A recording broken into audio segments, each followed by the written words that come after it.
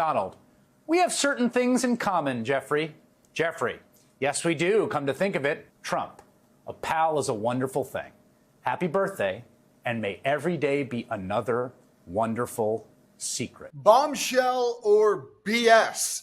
The dramatic reporting from the Wall Street Journal about the close ties between Jeffrey Epstein and Donald Trump, viewed through two entirely different spectrums on cable news. No surprise there. Hey everybody, Dave Briggs here with founding editor Colby Hall. And Colby, it was an interesting night as the Journal story dropped around 6 p.m.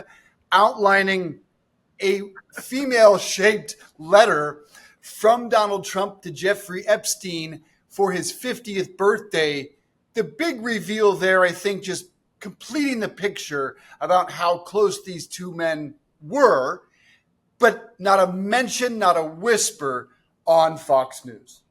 Right. It's one of these, it's the latest example of the Rorschach test media that we're in, right? Like if you, this report, if you're looking for confirmation that, aha, Trump is really close to Epstein, you're going to find this here. If you think it's a nothing burger, that's what you'll find also. Just the details here go back to Jeffrey Epstein's 50th birthday. Ghislaine Maxwell put together a leather-bound set of letters from Epstein's closest friends at the time.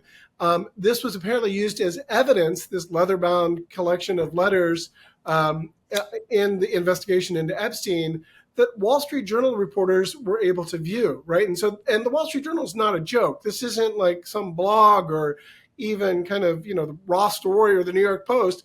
They're legit journalists. So when they report that they've seen this, that we should take that very, very seriously. Anyway, the letter apparently included some pretty stunning details and some doodling of by Trump in the shape of, I guess, the naked female form, and even used his signature in the place where I guess the pubic hair would exist for this sort of doodled image.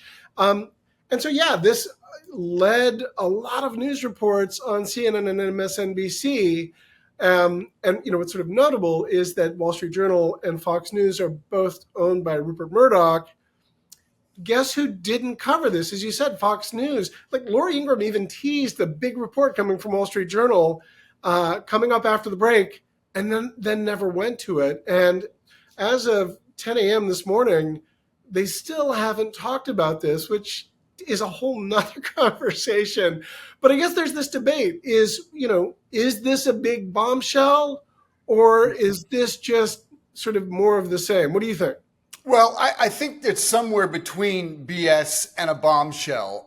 My personal take on it, and then we'll get back to cable news. The words that matter a lot to me are very few in this report. I think it really just completes the color.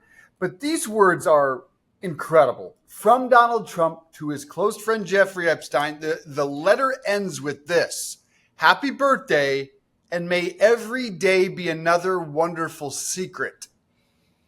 Those are the words that matter to me, and just visualize what that secret is. What else could it be other than how we enjoy together, very young, how young we don't know, women. But those words matter a lot. And what else matters to me is where this came from. I believe this came from inside the house, somewhere in the administration, somewhere in the DOJ, someone who has access to the files. Could it be related at all to Maureen Comey, James Comey's daughter, who was just fired by the president? I don't know, but it clearly came someone with the vendetta, knowledge, and visibility of all the documents. But Trump says he's going to sue Rupert Murdoch for this fake story. I'm going to sue his ass off and his third-rate newspaper. Now, Colby, that shit ain't going to happen. He is not going to sue News Corp. Why? Because some lawyer is going to say, President, discovery will bury you.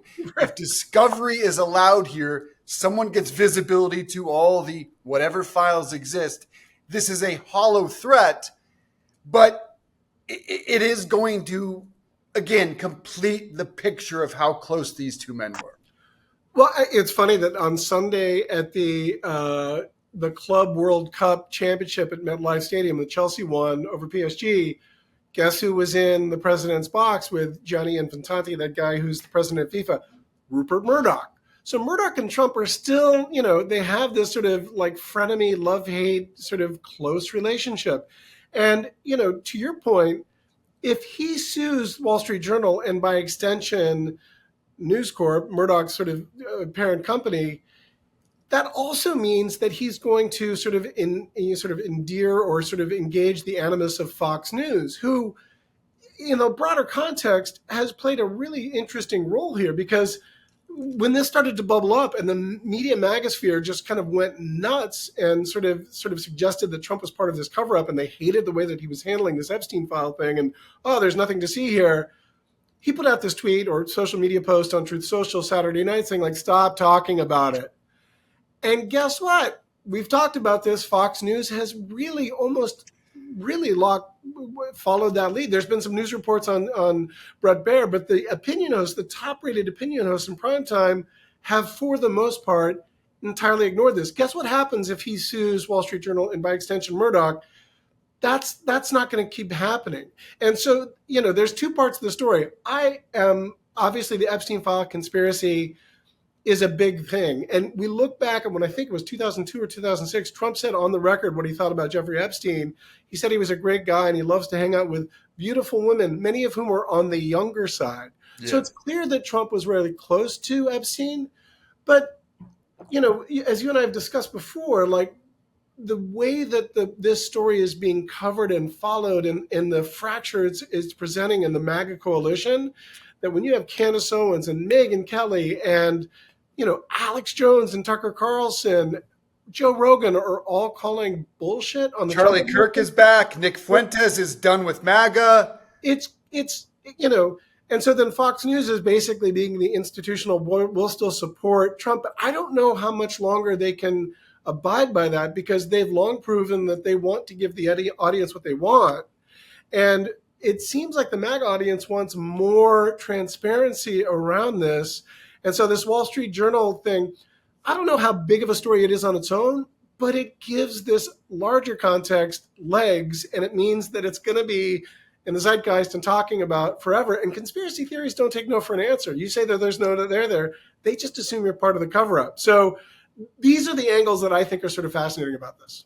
I am still sticking with my original guns that President Trump, again, truest thing he ever said is he could stand on Fifth Avenue and shoot someone and not lose supporters. You haven't seen a dent in his approval rating with conservatives. It's gone up. He will wait this out. He will call the bluff of all the people you mentioned, and Fox News will continue with their storyline, which, by the way, last night, here's a clip from Jesse Waters and Laura Ingraham talking about the Epstein Files, but no mention of this particular report from the Wall Street Journal. Watch. Epstein used to be a forbidden word for Democrats. Now they can't get it out of their mouth. Even Morning Joe's wondering what changed. Why didn't Democrats call for it from 21 to 25? I can't answer for Merrick Garland or anybody else in the Department of Justice. Epstein's been dead for 6 years. If Democrats wanted these files so badly, why didn't they ask the big guy? The squad says they were just too busy. They think somehow this will hurt Trump, even though if it was going to hurt Trump, Biden obviously would have released it. It looks like it's already starting to backfire. Now, Colby, I have to agree with one thing Fox is doing. The Democrats suddenly taking up the mantle of the Epstein Files just proves one more time how freaking lost this party is. So Fox News has a good point here. You had President Biden for 4 years, and at one point you had the House and the Senate, and never demanded any release of any file, presumably because there were high-profile Democrats in there. Democrats should have sat this one out. Hakeem Jeffries and Jamie Raskin and Ro Khanna suddenly taking up this mantle proves to me this party is screwed. No message, no leadership, no real issues for which the American people can rally around. I thought it was a rather pathetic attempt, and I hate to compliment Fox News.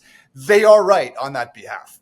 Well, I think it's standard politics, in much the same way that, Caroline Leavitt and the Trump administration love to paint the Democrats in a broad Zoran Mamdani brush, when really not all Democrats are as progressive and sort of democratic socialist as him. it's expedient for the Trump administration of Republicans to do that. I think the Democrats are in such dire need for a win, and to see they're just grasping at anything that they can sort of point to say like, hey, they're full of shit here. But the amazing thing to me, I mean, I can't necessarily disagree with you. They're just looking to sort of, add fuel to this fire. But what they've been saying, Hakeem Jeffries basically said, like, either Pam Bondi and Dan Bongino and Kash Patel were lying to us over the last 4 years, or they're lying to us now. You know who else has made that point? Megyn Kelly, Tucker Carlson, Charlie Kirk. And so it's this weird sort of like bedfellows of partisan attacks. And, I said this to a friend the other day, like, I can't recall the Trump administration or Trump ever taking fire from his right flank. Like, this is, and he tried to sort of will his way out of it and say like, hey guys, cut it out, stop talking about it. That only made it louder. And so this is why I think, I can understand. I don't think the Democrats attacking them is really part of the story. And I think Fox is wise to sort of say like, why are the Dems talking about this now? And there are legitimate questions. Is if Trump was really central to this Epstein Files story, you got to think it would have come out during the Obama administration, during the Biden administration. I mean, I guess Epstein was incarcerated under the Trump administration. He took his own life in 2019. But yeah, there is an Occam's razor conclusion to think that, like, if it's really that bad, and this is why I don't think necessarily there's evidence that Trump is a pederast. I just think that it's politically bad to make him look like he was so close to a guy who we now know is a creep. So, I think it's a wise move on Fox News, as you said, but I think the Democrats are just looking for anything that they can sink their teeth into, which says that they have very little to go for right now. They're in deep shit. I mean, they've never had worse favorability among the American people, and this isn't helping, though. Chris Hayes, late last night, he made it clear how his network and he feels, saying this is a bombshell. The letter bearing Trump's name, which was reviewed by the Journal, is bawdy, like others in the album.